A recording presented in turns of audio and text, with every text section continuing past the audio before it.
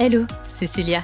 2 fois par mois, on se retrouve pour un épisode The Big Shift Action, durant lequel mes invités, sur un temps d'une dizaine de minutes, nous partagent leurs projets, leurs meilleurs conseils, mais aussi leurs peurs et leurs questionnements. Notre objectif, pouvoir mener ensemble une vie plus responsable et plus viable. Et maintenant, place à l'épisode du jour. Hello chers auditeurs, ravi de vous retrouver pour un nouvel épisode Action. Aujourd'hui, on va parler zéro déchet avec Marie, qui s'est fait connaître grâce à son compte Instagram, c'est juste Marie. Bonjour Marie, comment vas-tu ? Ça va très bien et toi? Je vais très bien, merci. Eh ben écoute, tout à l'heure, je suis ravie de t'avoir sur le podcast et je vais te laisser présenter un peu ton parcours et nous expliquer comment tu en es arrivé à une démarche, on va dire quasi zéro déchet. Oui, Et puis, on échangera tout au long de cet épisode. d'accord. Ben Marie, 33 ans depuis quelques jours. À Et la bon base, anniversaire en j'étais retard. merci. À la base, j'étais pas du tout dans la démarche. On était même plutôt surconsommateurs avec mon mari. Et en fait, quand je suis tombée enceinte, j'ai eu un énorme déclic, en fait, la peur de faire naître mon enfant dans le monde dans lequel on vivait. Mais bon, on partait de très loin, donc c'est pas là que les premiers changements ont opéré parce que au départ, tu sais pas trop par quoi commencer.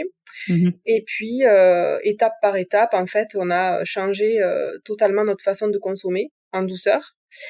Et aujourd'hui, on peut dire que ça n'a plus rien à voir, quoi. C'est vraiment autre chose. Ok. Est-ce que pour toi, toi qui as vécu du coup les deux situations du presque zéro déchet et du non zéro déchet, est-ce que tu trouves que ça prend plus de temps au quotidien d'avoir cette Non. démarche-là? Non, vraiment pas. En fait, au départ, on sait pas vraiment par quoi commencer. Et au final, en fait, on fait que retirer des choses.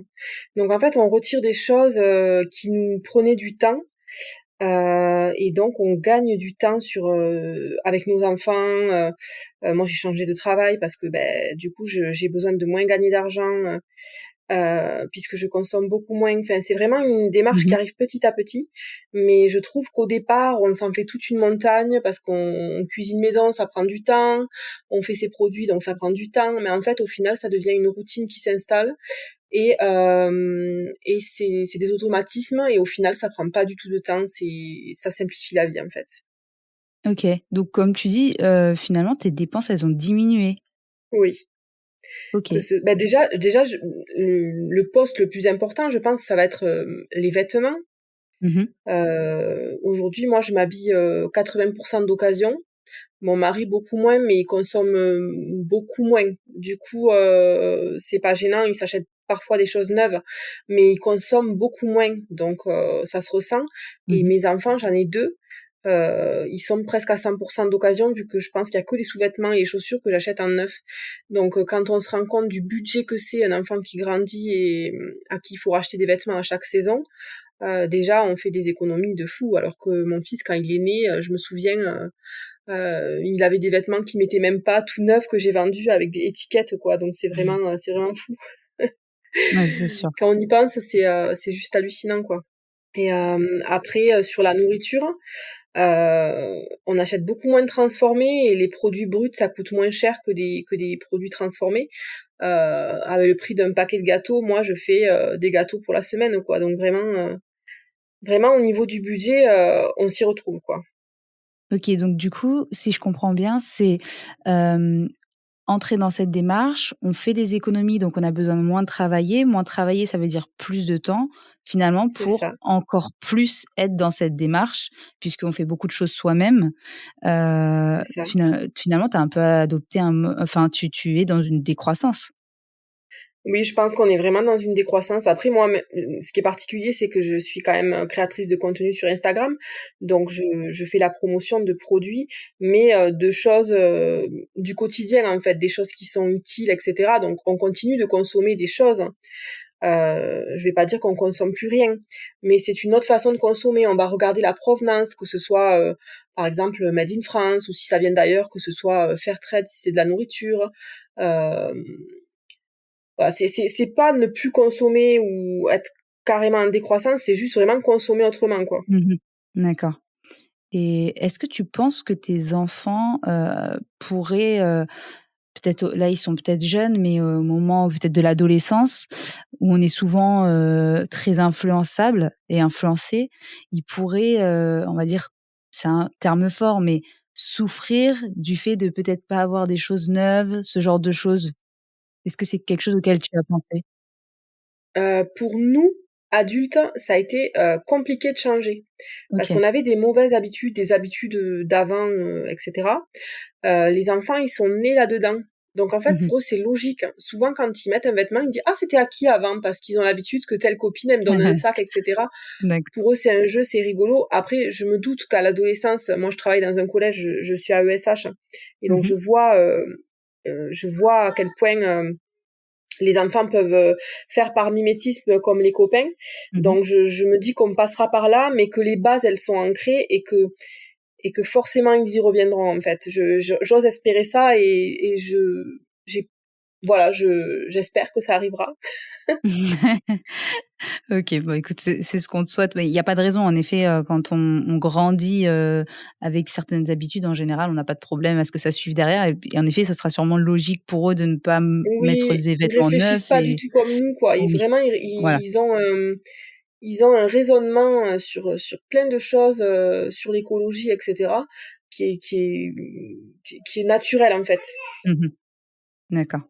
Et est-ce qu'aujourd'hui, il y a un domaine dans lequel tu aimerais vraiment pouvoir t'améliorer au niveau du zéro déchet, où tu sais que c'est ton péché mignon, on va dire et que tu as des vrais efforts à faire sur ça?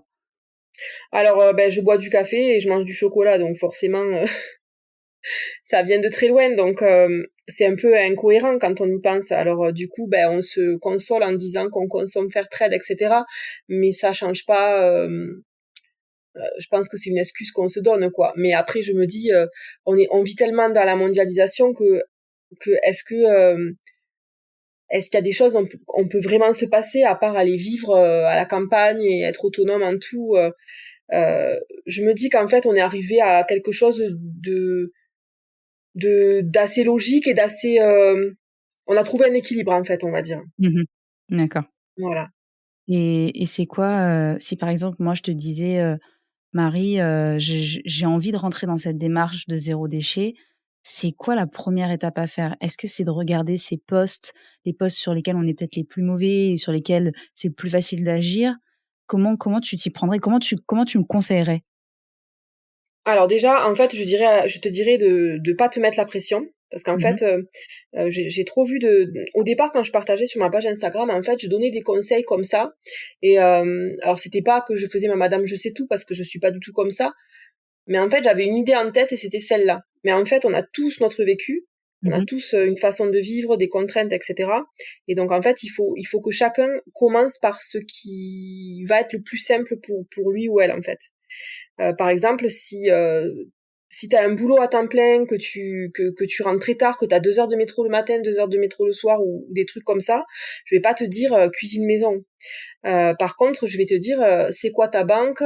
Tu peux changer de banque parce qu'il faut savoir que notre banque, l'endroit où on pose notre argent, Mmh. il travaille pour, pour financer des choses qui sont pas du tout écologiques en fait. Donc il existe des banques éthiques, donc je vais te dire change de banque, ça prend 5 minutes et là tu vas avoir un réel impact sans t'en rendre compte, ou change de fournisseur d'électricité par exemple. Si par contre je sais pas, tu bosses à mi-temps, euh, je vais te dire écoute, mets-toi à faire plus de choses maison pour tes enfants. Mmh. Des goûters, etc. Tu vas éliminer des déchets. Si tu bois beaucoup d'eau en bouteille, je vais te dire arrête l'eau en bouteille. Si tu es à fond sur les produits cosmétiques, je vais t'expliquer qu'il y a des alternatives et que ça et ça peut remplacer ça, et que du coup, petit à petit, il y aura plus d'emballage dans ta salle de bain. Vraiment, je pense qu'il faut pas. Enfin, le mieux, c'est c'est de faire comme on peut en fait. Oui, Je sais c'est pas propre si. à chacun.